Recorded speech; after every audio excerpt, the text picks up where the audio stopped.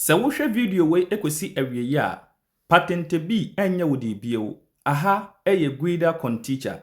Bea a medi twi kasa ɛkyerɛkyerɛ patente bi mu ɛde ɛma wo. Ɛne nso mene wo besua ɛyɛ adeɛ ɛwɔ saa 30 questions yi mu. Momma yɛnhyɛ aseɛ.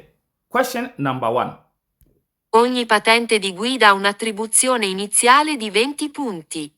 Wano yie ɛne sɛ meda wase sɛ wo kasa no yie no ɛyɛ vero a watwa. Ade nti na ɛyɛ vero. Wɔ se ɛyɛ ogni patente di guida. Kyerɛ sɛ wo nsa ka ɛyɛ patente biara aha nti woyɛ neo patentati a wobɛgye patente foforo yi. Sɛ wo nsa ka pɛ, wɔ se a un attribuzione kyerɛ sɛ ɛyɛ ade a saa patente no soɔ no aha ɛyɛ ade a o points no iniziare ɛyɛ di 20 punti. Ɛno nti sɛ wonya patente foforo a o points no ɛhyɛ ase firi ɛyɛ 20 points. Afei ogni infrazione anabia ebesi bia no sɛ ɛwɔ sɛ yɛte wo punti a ne yɛte wo punti sɛ wɔ sɛ yɛma muta ne yɛma muta. Ɛno nti saa pɛpɛɛpɛ ɛna ɛteɛ. Ɛno nti ano yie no ɛyɛ sɛi ɛyɛ vero. Question 2, momma yentie. La formula assicurativa bonus malus non si applica per i motocicli. Wano yie ɛne sɛi. Meda wase sɛ wokasa ano yie no ɛyɛ force a watwa. An ɛyɛ force. Ade nti a wɔ se ɛyɛ la formula a ɛyɛ assicurativa yɛ friend sɛ ɛyɛ bonus malus. Wɔ se non si applica. Kyerɛ sɛ ɛyɛ formula bi a yɛ friend sɛ ɛyɛ bonus malus. Wɔ se saa formula no apply emma ɛyɛ motocicli. Dabi wei ano yie no ɛyɛ force. Ade nti a sɛ yɛka sɛ bonus malus a bonus malus ɛyɛ calculation bi a yɛde calculate ma wo hunu sɛ o premium no afei ɛbɛkɔ soro anaasɛ ɛbɛba fam. Ɛno nti sɛ ɛyɛ onyi ano no sɛ wunya infrazione bɛyɛ baako mmienu ɛwɔ mu a kae ne hu sɛ ɛyɛ proximano no aha liano proximo no ɛyɛ ade a wo premium no ɛbɛkɔ soro because infrazione a wunya no wɔ ɛyɛ afei mu. Ɛno nti 2026 sɛ wunya infrazione a affect 2026 ya na mmom 2027 no ɛyɛ wo insurance a wobɛtwa no na ɛnya effect. Ɛno nti saa na ɛte because insurance etwa na ɛyɛ every year bia. Ɛno nti sɛ wonya infrazione na wadi kan twa wie na mmom no next year no calculation no ɛna ɛbɛ effect ɛyɛ wo bonus malus no yɛbɛhunu sɛ ampa wo premium no ɔwɔ sɛ kɔsoro anaasɛ sɛ ɔwɔ sɛ ɛba fam. Momma yɛnkɔ enti ano yie no ɛyɛ sɛ ɛyɛ falso. Momma yɛnkɔ. Question number 3. Il segnale raffigurato impone di moderare la velocità e, se occorre, arrestarsi. Wano yie ɛne sɛ meda wase sɛ woka sɛ ano yie no ɛyɛ vero a watwa. An ɛyɛ vero ade nti a yɛhwɛ saa sign yi a ɛda ha yi a sign no ɛka kyerɛ yɛn sɛ biribi nti ɛkwan no ne nsa bonkum so no ɛyɛ ade a ɛhɔ no stretto ya na sɛ restringimento bi aba hɔ due to bi a accident bi asie anaasɛ ɛkwan no ɔmo yɛ anaasɛ biribi ɛte saa ama ɛkwan no mu apua emu ayɛ ketewa. Aha ɛno nti bɔmmɔde ne hyɛ no nso sɛ wobɛte wo mirika so na afei ɛho hia sɛ wobɛgyina wagyina. Ɛno na question ne ka ne sɛ wɔse il segnale raffigurato sign na ɛwɔ ha no impone di moderare la velocità. Ɛhyɛ wo sɛ bɔmmɔden sɛ wobɛte wo mirika so sɛ occorre arrestarsi sɛ ɛho hia a wayɛ dɛ wagyina. Ɛno nti yɛmfa ne sɛ bi kwan no ɛnam soɔ no ɛyɛ kwan yi a kɔsiɛ no na ɛyɛ tu. Aha kɔsiɛ no yɛ tu. Ɛno nti baako wɔ bonkum na baako nso wɔyɛ dɛ ɛwɔ nifa. Ɛno nti yɛba no afei na kwan no mu ɛyɛ dɛ ɛpua kɔsiɛ no afei deɛ ɛtɛne na abɛyɛ dɛ abɛyɛ baako. Enti wo a wonam bonkum yi soɔ no ɔsɔ ohunu sɛ sisiɛ no kɔsiɛ no ɛfiri 2 aba ɛyɛ 1. Ɛno nti ti wo mirika so sɛdeɛ ɛbɛyɛ a wobɛtumi adwan ne ɛyɛ kɔsiɛ no a ɛwɔ deɛ ɛwɔ right side no. Ɛno nti ɛyɛ no korɛ pɛpɛpɛpɛpɛpɛ saa pɛpɛpɛ ɛne teɛ. Momma yɛnkɔ. Question 4. Momma yentie yɛmfa ho ano yie mmra. Il segnale raffigurato vieta il transito ai soli veicoli per trasporto merci di massa superiore a 7 tonnellate.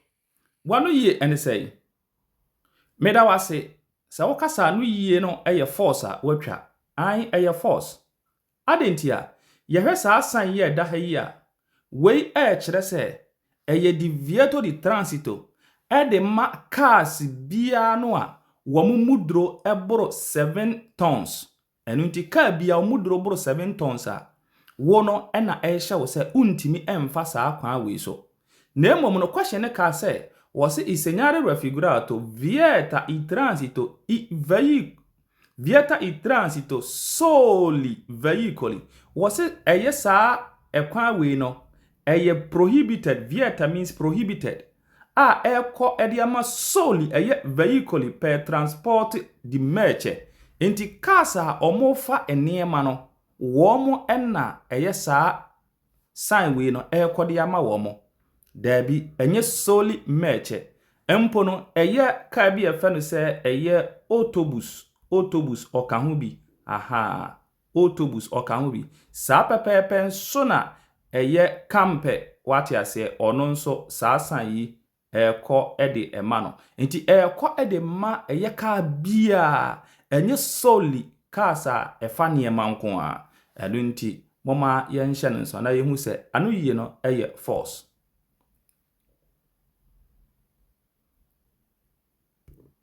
Question 5, moma yentie. La segnaletica rappresentata in figura segnala la vicinanza di un incrocio regolato da polizia locale. Wanu yie ene sei. Meda wase se wokase anu yie no eye force a watwa an eye force. Adentia yehwe sa san yi a eda ha yi a cheyen se baabi a yadu no ya ben bia tren kwan ebetwa eye ka kwan mu. Ai na saa bia no a tren kwan betwa ka kwam ne yefa ne se eye passaggio Alivero what yas anase bia linea ferroviaria what yas ye saa bia no na yeduru na emom question ne se eye la segnaletica rappresentata sign na ewa ha no wase segnala la vicinanza wase sign no kire eye se ya ben eye di un incrocio regolato da polizia locale wase ya ben eye incrocio junction bia sa junction no regulate chese polisia for na eye ejina so a wo mo direct sa ekwan no dabi we no ekire yen se ya ben eye passaggio Alivero baabi a tren kwan betwa ka kwan mu eho na ya ben enu nti na kire se asem na wo ka no eye force moma yenkwai. Question number 6 moma yentie. Il pannello integrativo raffigurato indica la presenza di una stazione meteorologica nelle vicinanze. Wanu ye ene sei. Meda wase se wokasa anu ye no eye force a watwa an adentia yehwe sa san ye da ha ya kire se we eye pannello integrativo bia ekode ama ebra ensuo beto anase bia grandini esukotwea ebeto no saa kwan ye kwan bia se ohu se saa pannello yi bi ye dia atache eye sign bia na kire wo se saa bia we ni se ensuo to a eso ye de etro eno ne ye fa ne se de zdrochio level enu nti no se ensuo to a eso otro wati ase enu nti question nso se I pannelli integrativo no ewa ha no raffigurato no indica la presenza wase sa sign no kire se la presenza di un stazione wase ase wase kire se aha a station bia efe ne se eye meteorologica eye nella vicinanza meteorologica della vicinanza dabi we enye babia omo abodie mu nyansa pe wate ase yesi abodie mu nyansa pe omo mo hwewie mu hunu sensu beto anase nsuo nto no enye womo na yehu womo station ene yehu ne ha nemom no kasa de yafa bia nsuo to a saa bia no eho toro wate ase enu nti anu yie no eyedai eyefa so moma yenkwai. Question 7. Durante la marcia per file parallele è consentito cambiare corsia per effettuare manovre di svolta. Wanu yie ne sei. Meda wase se wokase anu yie no eye vera watwa. Ai eye vero adentia. Question we ye question bia sign bia ni ho na moma yente ase.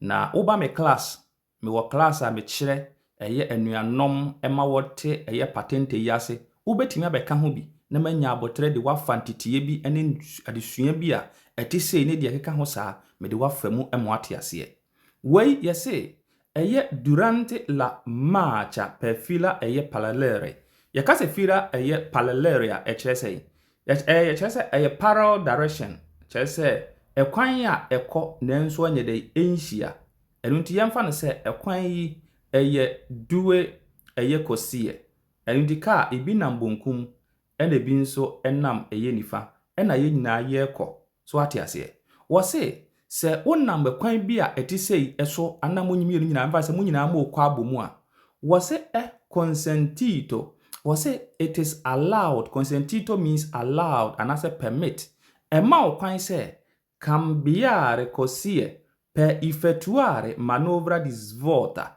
wo se wobetimi akambiare wobetimi asesa eye cosie leno per effettuare se de beya wobetimi ayede a teki eye wo 10 so opese wutwa wani ekobonkum anase nifa wobetimi akọ ada lane so na watimi ade move na ode akọ an eyampa se wonam ekwan we su bonkum no so a wonam bonkum no so na pese oba nifa no so a se ekoma okwan se wobetimi aba so a wobetimi aba se kwan ye trataja atankon ade a wobetimi ayede aba sa pepepe na wonam nifa no so na so pese odwan ne eye bonkum de no so a eno nso wobetimi akodwan ne se emrama ho kwan chese ekwan no dash ne demu a wobetimi akọ sa pepepe ebi krampo no a yemfa ne se wo nifa so but opese wo best votare ekọ ebi a eye bonkum so ha na obe branch a so wo se wo ba se de be ya wobetimi ayede a branch afa bonkum so no akọ ba bi a wokọ so enu nti sa pepepe edete emfa ho ne se ye nyina ye ekọ abom ewo straight line so opese wokọ bonkum a betimi akọ opese wokọ nifa a betimi akọ ewa abra wode senyare eye indicazione wode eye adwuma okay mama yanko yanim anu ye na eye vero pa. Question number 8 mama yintie. Durante la sosta il conducente deve adottare le opportune cautele atte ad evitare incidenti. Wanu ye ne sei meda wase minu ya se woka se force a wati wei eye vero ai eye vero pa adentia. Question ne say durante la sosta ewo bra o driver ni why sosta kire say wadumu ka eja na wa frika no hokọ se wakoda se wokọ ba bi tenten a unya maaye na akire beba no se wode woka ni siwa wose il conducente deve adottare o se wo driver no so obamoden se obehwese le opportune catturare atti at evitare incidenti enunti o driver ni no so de car ni siwa fa car ni siho in a mode say car no ebe evitare accident enti memfa wo car no nkosi ba bia ebe cause accident what you say bia yemfa ne say car no obi aye sosta ewo bonkum ye kan se ni fa so na so abeye bi wo bonkum so pe oba sa no a ye fa ne se Ghana for ye fa ne se de double parking ebetimi akoso accident ana so say o car no ba bia wudi si no fasi yie handbrake na abetwe a twe bibia fa hyem na bibia enyina kama se de be ya wo car no entimi nkoti free na enkokun nkofo ana se enkokoso accident ana ba bia wudi si no fasi ba bia ebetimi aboa na car mpo no bi eba obehu se wo car no yede esi wo na car no ankoso accident enam se wo de akosi ba bi ma ebi kura mpo no a junction bi so encroach bi so na de akosi enti car bi ba kura wo hu nanim na ama accident aba eba sa na driver ni no eya ade a wo obenya asem enu nti fa wo car ni si in a mode say enkoso any accident bia se da bia obetimi avoid the accident what you say enu nti eyede eye vero pa kai ni hunu sa. Question number 9 mama yintie. Durante la marcia il casco deve essere sempre correttamente allacciato.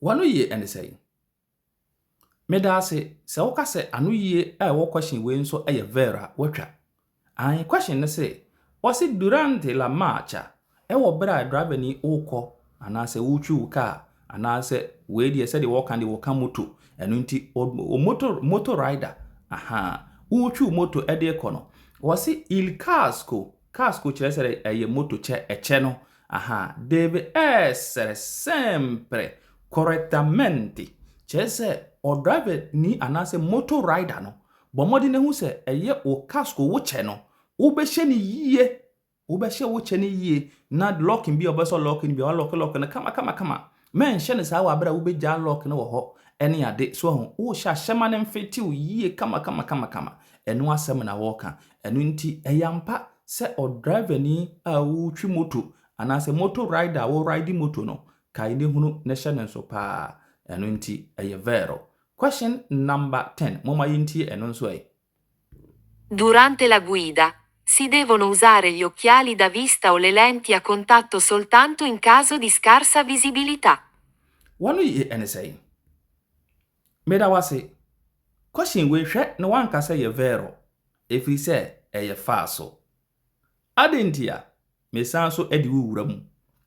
Question is durante la guida o driver ni se wu twi car o si devono usare gli occhiali enu nti eye o driver ni mfa se o kiki ehya o ti se media nya media yi bi o na emo wo dia ho asam ne yeka enu nti se bia o driver ni bi wo ha nani nti ya ma no ya kama no kiki se won hye wati ya ma no dark se won hye a o se wo driver ni no o so bomodin se ubeyusu saa eye ye kan say eye wo dark no occhiali da vista no o lenti no a contatto soltanto ye kase soltanto a word we kyerɛ sɛ only soltanto kyerɛ sɛ only enu nti obetimi ayusu eye wo dark no only in caso di scarsa visibilità enu nti ubeyusu wo dark no wo bra o driver ni unhu wanim yie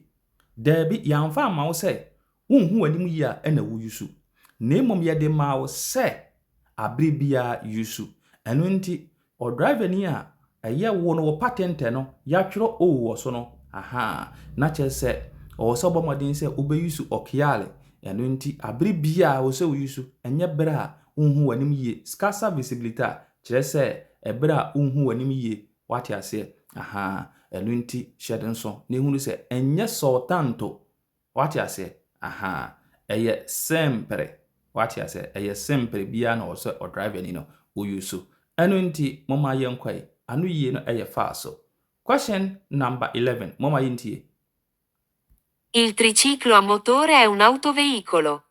Wanu yie ene sei. Meda wase se wo kase anu yie no eye de yi watwa pa eye false. Adentia wose eye il triciclo a motore. Triciclo a motore eye moto no a eye one ties eye sei eye 3 no so ate ase one ties ye 3 eye symmetric so ate ase moto sina one ties ye 3 no ene wo kase sa moto si no un autoveicolo dabi we enye autoveicolo na emom no we no eye de motoveicolo wate ase we no eye de eye motoveicolo wate ase enu nti we eye motoveicolo wate ase eye motoveicolo na emom no enye autoveicolo na mede kakra ka ho no na me ka kyerɛw sɛ kai ne hunu sɛ triciclo a motore eye moto bi a ne ka ne sɛ ne cylinder na dem no superare eye sɛ 50 centimeters cube wate ase na afi nso ne mirika a wotuo nso eye sɛ 45 kilometers per hour wate ase enu nti fasani ma wo hye otu na me san so aka kyerɛ sɛ wo ye dai wo ye moto veicoli wate ase oka moto veicoli ho enu nti kai ne hye sani ma wo nyina nso ne hunu sɛ sei pepepe na triciclo otie na emom no onka auto veicoli ho wate ase because auto veicoli eye ye ne yankasa ye cars ye atimu yi ene buses ne ade wo nyina ye auto veicoli wate ase enu nti later ebeka ho asem ekire enu nti moma yenkwai ena eye dey eye false. Okay, question number 12 moma yintie. Il segnale raffigurato segnala una stazione autostradale alla quale è obbligatorio fermarsi. Wano ye ne say. Meda wase se wokasa anu ye no eye force a waye de watwa an.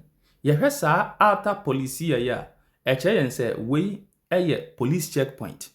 What I say na eye obligatorio se wo say de ugina. Ne mom question asema wo kan ye no. Eno na ama na ye soronko eme ye kasa question ye force no. Wo say il segnale raffigurato segnala wo say sign na e wa ha no kire yen se una stazione una stazione autostradale. Stazione autostradale eye toll booth. What I say? Aha, eye toll booth bi. Aha, toll booth a mfan se ewo autostrada so a yetwa na yede tisi mu no na yesan so twa de pie no. Wo say eye stazione autostradale a ewo alle quelli obbligatorio fermarsi a sa bia we eye enhye obbligatorio so obere ubegina. We eye force because enye sa na eye alta police eka enu nti moma yenhye ne so ne yehu se eye force pa. Okay, question number 13 moma yentie. Le luci in figura si accendono subito prima dell'inizio dell'abbassamento delle semibarriere. Wano ye ene say. Meda wase se woka se anu ye no eye de en watwa eye vero pa. Ai adentia ye hwe light ya ewa ha yi a we eye light a ye hunu wo Passaggio Alivero baabi a tre nkwan ebetwa ka kwan mu. Na uduru baabi a tre nkwan betwa ka kwan mu a ubehu se abaa bi wo ho a sa abaa no egina ho. Na abaa no emu to eye bra tre neighbor na abaa na hyase na emu to na efrisoro na eba eno na eye barrier no. Na emom no kai ne hunu se barrier no beto a light ne so na afa ye wo senyare acoustico adomai bi eno so bo knan na abani mu to na light na so si so ho eno nti question no say eye luce in figura no si accendono subito prima di inizio. Eno nti wase light na ye hu no light we no eye ade a so eye prima eno na so di edi kan ansana della abbassamento della semi barriere no aba. Eno nti eno so di edi kan ansana aba no a ewo soro no ahyase ese mu yede to eba form saa abe close eye ekwan no. Eno nti we eye vero pa eye sabepepe enete. Aha, eno nti mama yenkwai. Question 14 mama yentie. La velocità deve essere moderata fuori dai centri abitati. Wano ye ene say. Meda wase se woka se eye force a watwa an eye falso pa. Adentia. Question is say la velocità deve essere moderata. Wose wo mirika no ewo se o moderate oti wo mirika so ewo abera wo fuori di eye centri eye abitati. Enti se wo outskirt wo outside eye ekromu a o so obomodin se obeti wo mirika so dabi enye honko a empo wo centri abitati kurampo no a o se woti wo mirika so. Enu nti na se wo ba emramu no wo ba kromu a wo higher speed a wo se wo ko say 50 centimeters per hour. Afei wo 40 di centri abitati a eno nso yese wo be ko say 90 wati ase. Aha, afei wonnam strada extraurbana principale nso abe ko say 100 10.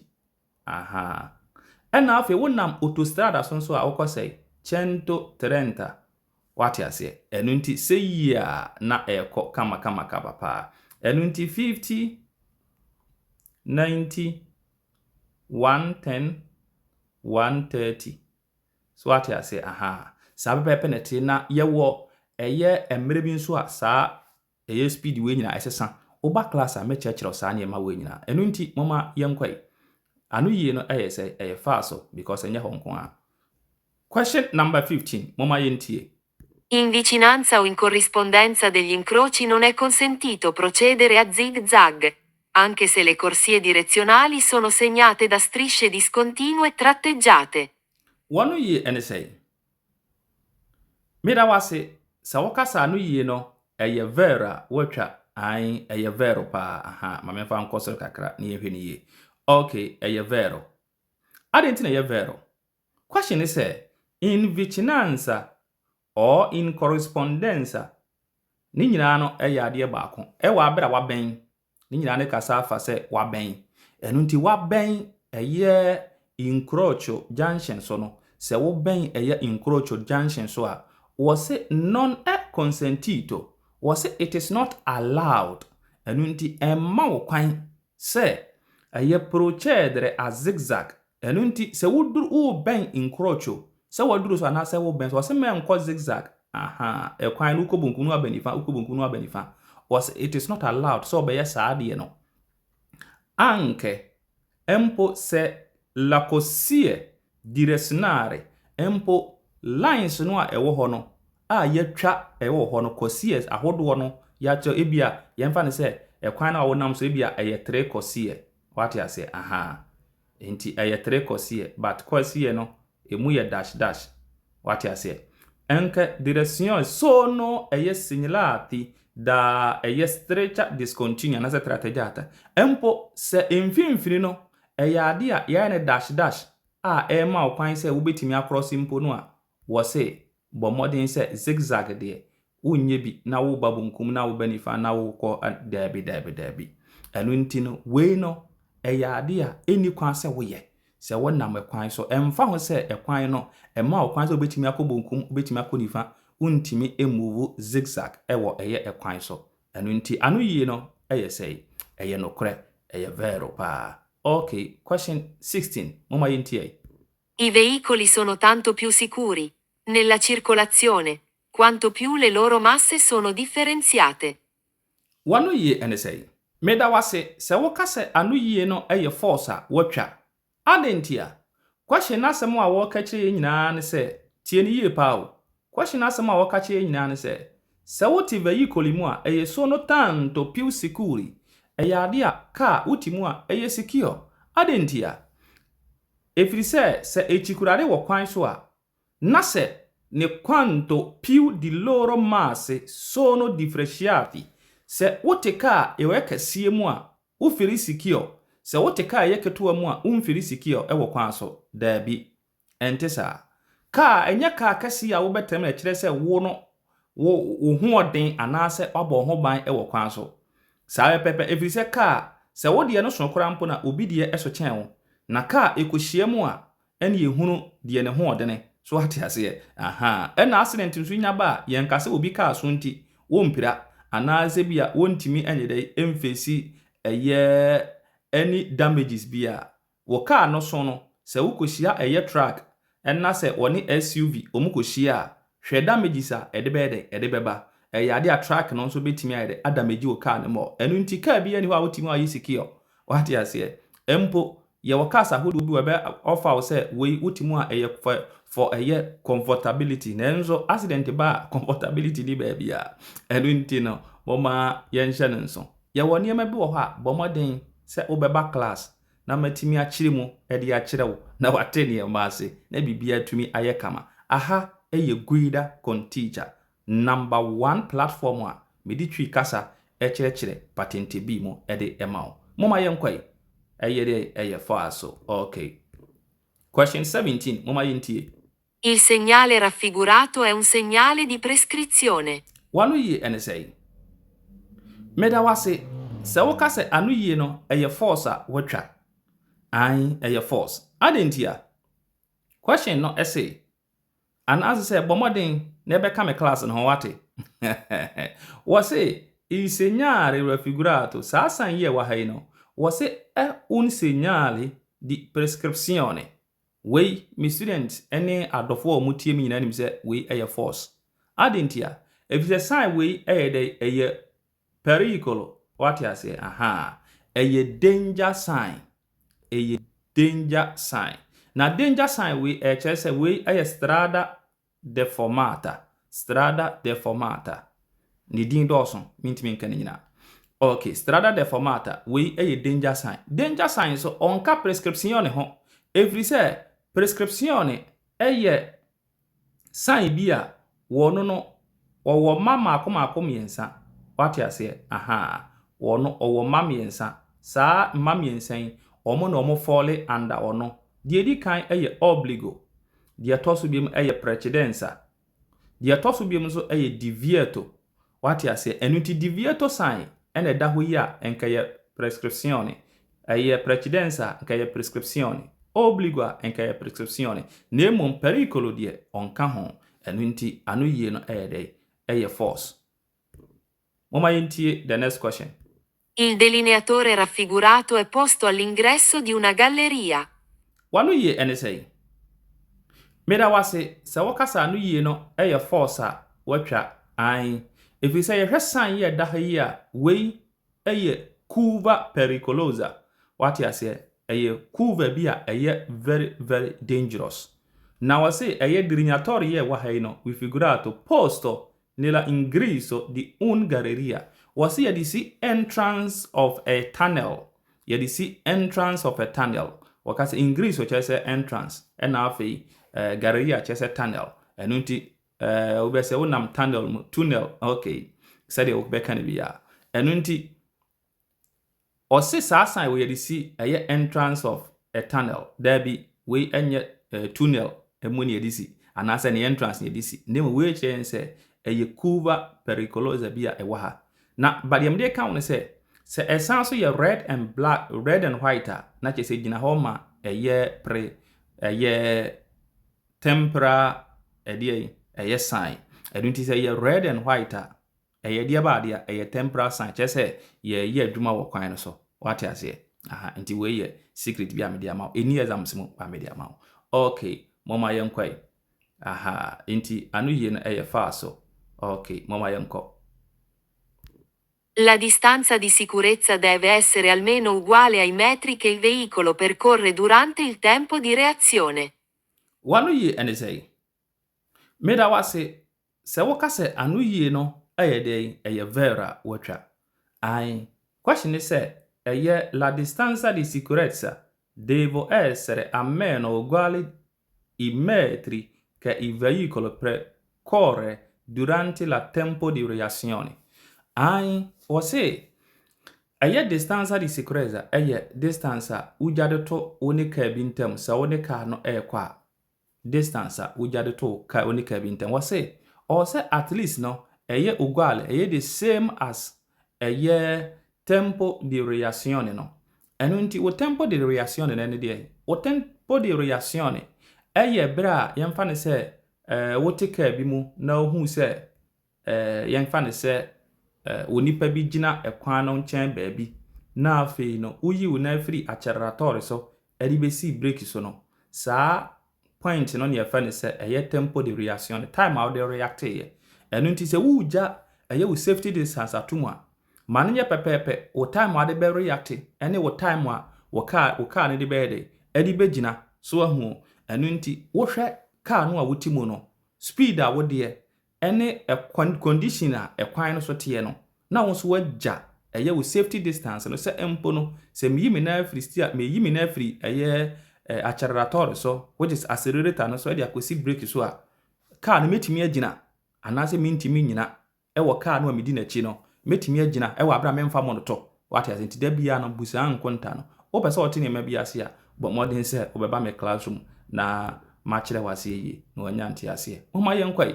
Question number 20 mama yintie. Su carreggiate a 2 corsie e a doppio senso in prossimità di un dosso è consentito sorpassare veicoli a trazione animale. Wanu yene sei. Meda wase abusiafo me kwsoa abonka ye se guida con teacher ni. Me wo videos bebere ahodo egu me YouTube channel. Se wo kom YouTube ho a bo guida. Aha, bo guida con teacher eshim. Aha. Guida con teacher ubo shemu a ade a adesua hodo a mede egu ho no onsa betumi akabi na aboa wo ɛna afei enye no nko a saa pepepe nso na mesan wo eye class a me kire anuanom ewo eye Zoom so eye class a eye very nice class wobetimi abeka ho se de be ya unso betimi age wo patent ntem aha se me ba wobetimi asua ne ha nanso openi yie pa atene ma se incomions na ewo mu no na wanya abotre eba ma kire wo a bo modern se obeba me class wo na me de saa bere no edi saa adwuma no ede ama wo. Okay, mama yento aso. Question is say su eye karejata aduwe kosie wose eye carriageway ekwan bi a saa kwan no ewo duwe kosie na chese eye ekwan no ewo 2 lanes what you say wose adopio senso na chese lane no eye ade a ebi ko adopio senso chese ebi ko aha ene bi nso yede eba aha elunti car ni bi ko na car bi nso ba no wose in proximita di un dorso ewo bere wa bedu ba bi a eho eye dorso chese pepo aha nti se obedru pepo so a wose consentito wose eye allowed su passare veicoli a trazione animale wose wudru a eye allowed se wo bede ube su passare ube sign eye ka bi a fanse trazione animale aboa ka mfanse ponko wati ase aha ka ponko etwe no aha enunti wobetimi sign sa ka we ho ewa ha dabi adentia yadru pepo so pepo no nso cars no ekwan ne ye duwe kosi ye pe sanso ye dopio senso ebi ko ne bi ba enti se wan kasa pepo no so ye kasa wo ye overtake na wan hwe ya ka bi firi wani mu ba obe ne dan kwaku mensa trazione animale no so ye ka o nti se wono wonam bonkum kurampo no a untimi nsa no ho wonam nifa untimi nsa no ho obonkum so ate ase enunti hye nso ne hunu se emfa ho ne se woye trazione animale so ate ase aha so wono wonam se ya untimi nkosa no ho ewa abera ukohia ka obe ne dan kwaku mensa hwe ne yie enunti no we eye force enya ade a eye nokore ate ase aha. Question 21. Moma yentie. I catadiotri vanno accesi mezz'ora dopo il tramonto del sole. Wanu ye ene sei. Meda wase se wo kase anu ye no eye force a watwa an adentia. Question is I catadiotri. Okay. Ye kase catadiotri eye reflector. What you say? Aha. Enunti no eye reflector. Enunti reflector na se reflectors a ewo eye kamu eye animu ni echire no. Wose vanno accesi mezz'ora dopo il tramonto di la sole. Wose ye so eye sa reflectors no eye half an hour abra eye sunset, half an hour after sunset no ena ye dey yeso dabi we enye nokre da say yeso eye ye can say reflectors kula ye nso so at as in the first place no reflectors ye nso untimi nso reflectors because any light we see that so enunti question na no ye no eye fa so. Okay, mama yenkwai. Question 22. Chi guida un veicolo senza motore con una concentrazione di alcol nel sangue superiore al limite stabilito non è soggetto ad alcuna sanzione. Wanu ye ene say. Meda wase se woka se anu ye no eye force a watwa. An eye force adentia. Wase chi guida un veicolo senza motore.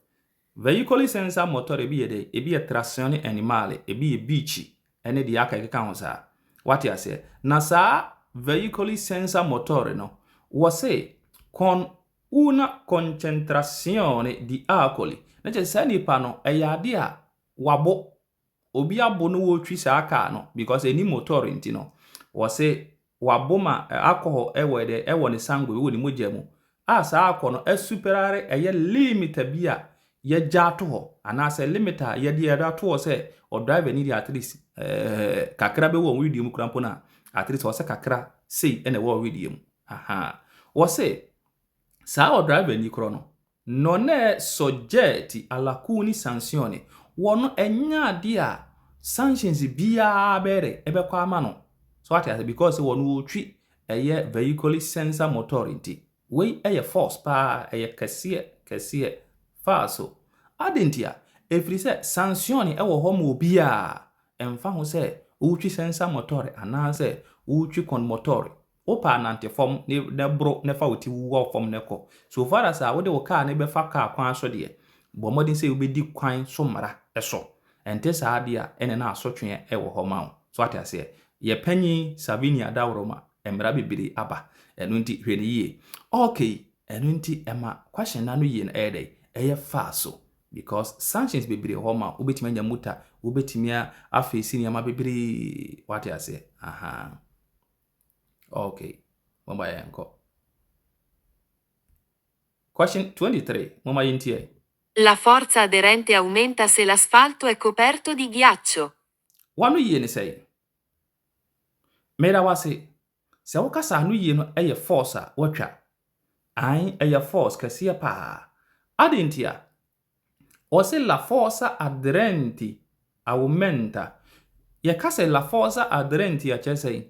Echese ekwan ya wo car no tai efa so eche form no ena ye la force adrenta no ye wo force bi a ahoden bi a ema wo car tai no chika form na wo se sa force no eye kese se l'asfalto e coperta di ghiaccio se ekwan no eye ade a blog wo so anase so afa eye ade a sa force no eye kese enti wo tai no che form yie pa wei aye ntro efri se ekwan ya ghiaccio wo so block wo so no eso otro enu nti as a force adrenta no ediminire wati ase eso te enu nti wo ka tae krampo enchi form yie empo sa pepepe na ensuo wo so anase se snow atwa wo ka no tae no entimi enchi form yie so ahu enu nti bomoden na ebra eye classroom na menchire wo sa nyima we nyina enu nti eye force kese pa aha enye no credda aha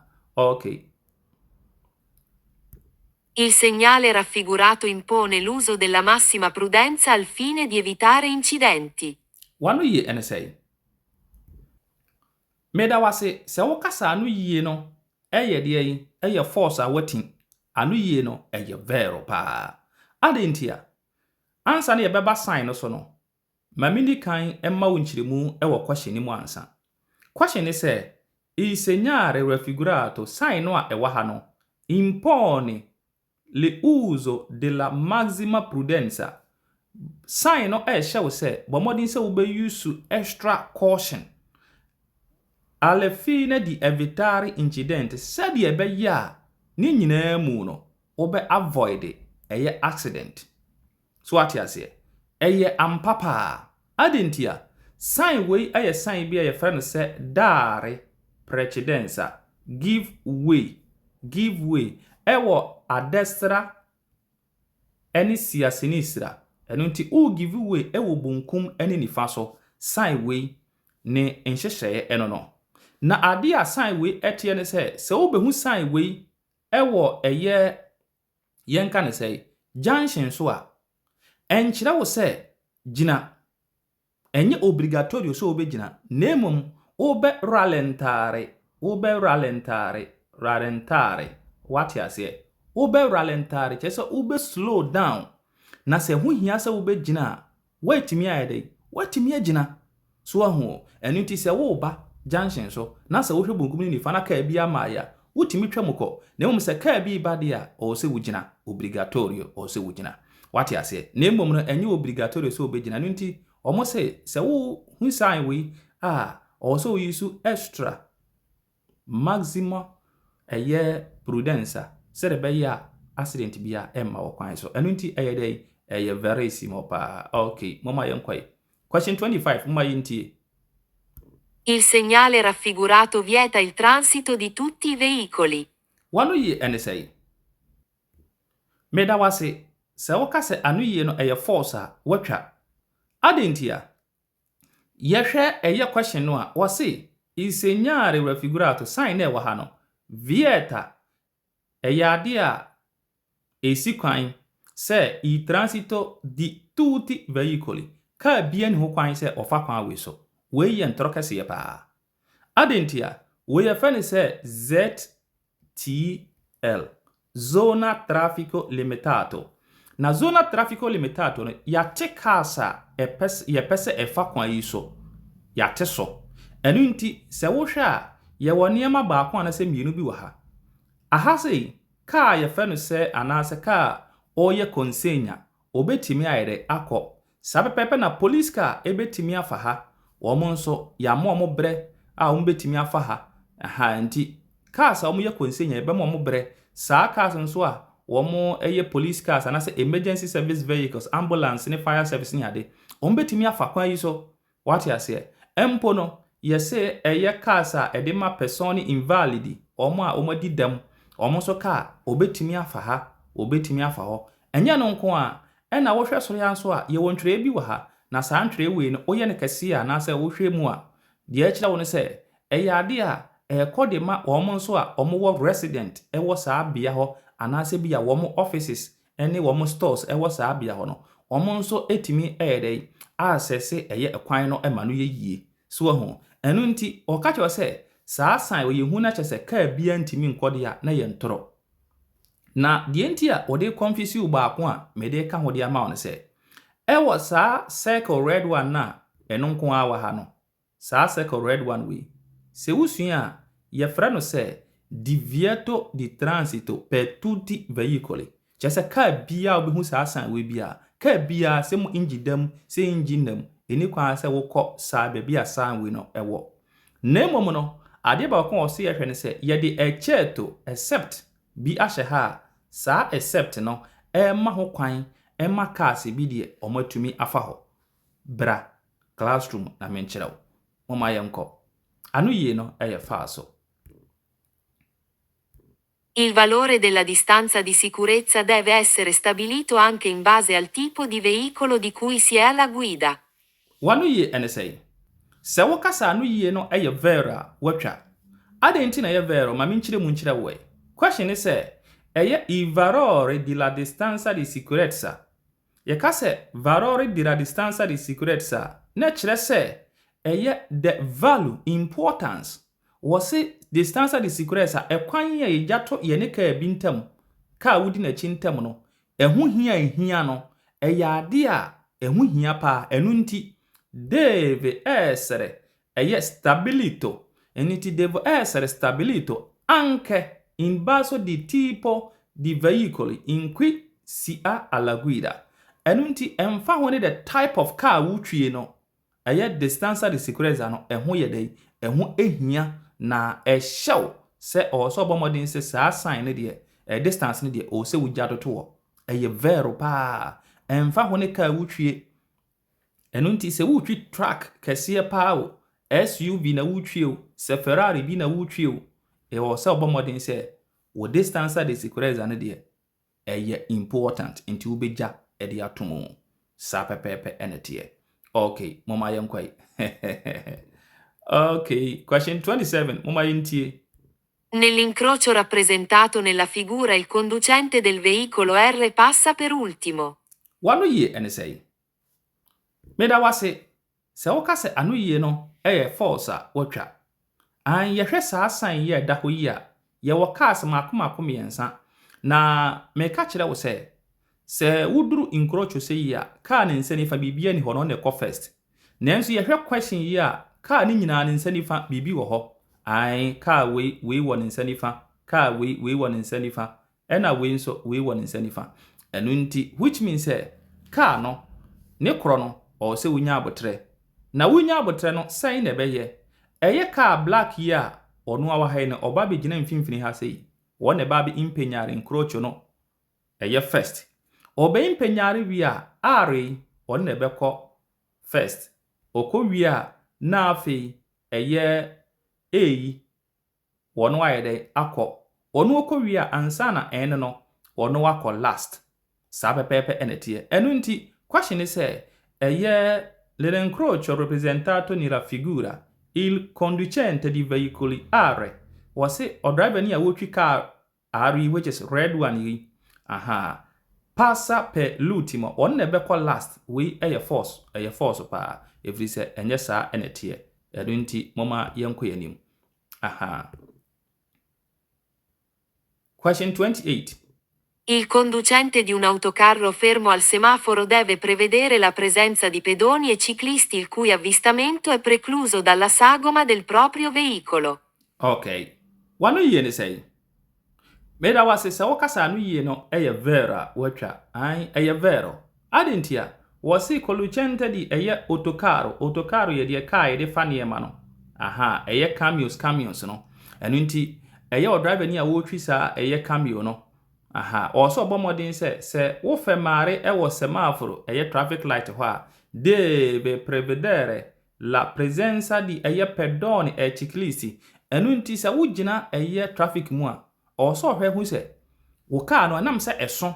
Enu nti no eye ade a enipa anase cyclist e twam a wan hwe ya wonhu omo yie.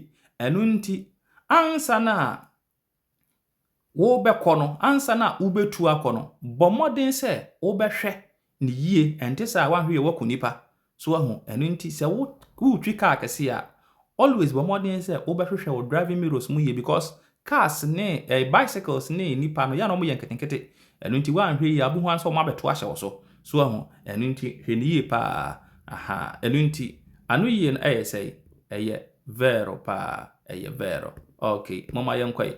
Question number 29. Mama yinti. Il fenomeno dell'acquaplaning aumenta nelle carreggiate a forte pendenza laterale. Wanu ye ene say. Meda wase se wokase anu ye no force watwa. Ai adentia wase ade a il fenomeno della aquaplaning.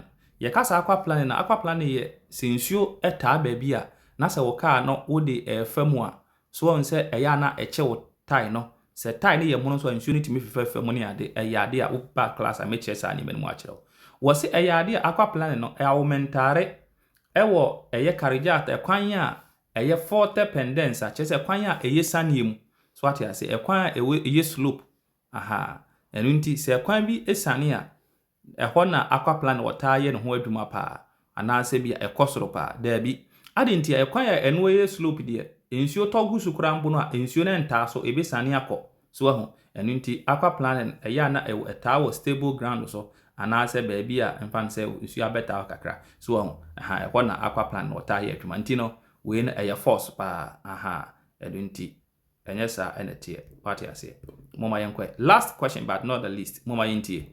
Per diminuire l'inquinamento dell'aria provocato dai veicoli bisogna sostituire il filtro dell'olio ad ogni cambio di stagione. Wanu ye NSA. Meda wase se okasa anu ye no falsa watwa. Adentia wase per diminuire l'inquinamento di aria. Wase yen fanse air pollution ayede ba ewie mu no. Aha, se ka wo use no air pollution exhaust no ni ade musie ni ade efiri mu ni ade a wo use ene kan se fuel na evaporate ni ade no nyina no. Ade a eketi air pollution. Wase se air pollution no a provocano di vehicle car no de ba no. Wase bizonyo so opese aha, so opese wo dimirere wote so a wase bizonyo sostituire i filtro di olio. Also bomodin se obe sesa o filters na wo oil filters no obe sesa no ogni cambio di stagione every season bia no also wo sesa o filters inti which means time bia wo ade a ye ko summer mu asesa no ye ko winter mu asesa ye ko we mu asesa dabi wo ye sa ade ne wo ka na de wo ka de untimi ntua nti enye ogni stagione bia na ye sesa filtro mum se o se filtro no o sesa no but enye sempre na se bia ogni stagione bia but wo ho o sesa filtro no so ati ase aha enu nti ema question na no yie falso meda wase aha guida con teacher ye de questions mako 30 abawie ye asomdwe mu a megiri se wanya ntia ase bebiri ade afiri ne emamu bomodin se obeba class na ne bi wo ho a menya abotre ede wa famu pa kai ne hunu se wo wi a wonko ament na so piepia so ma onua bi nso ntimi nsua bi ka kire wo nua bi nso na o meka me class no na ye nyina yensua ade mu nyame ya adom a yebesan hia biem nemom kae ne hunu se adom door to door omo na omaso masena mede dwumade ebra wo so wo Italy kroduam ha ananso se empo no wo Ghana baabi a wo bia pese ode niema akọ Ghana pese ode niema firi Ghana ba ene ade a adom door to door beje na omaye kama ede ama bomoden se obefere wo mo mede omo number ebeto so na watimi afro mo kama nyame ya adom a yebesan hia biem adios.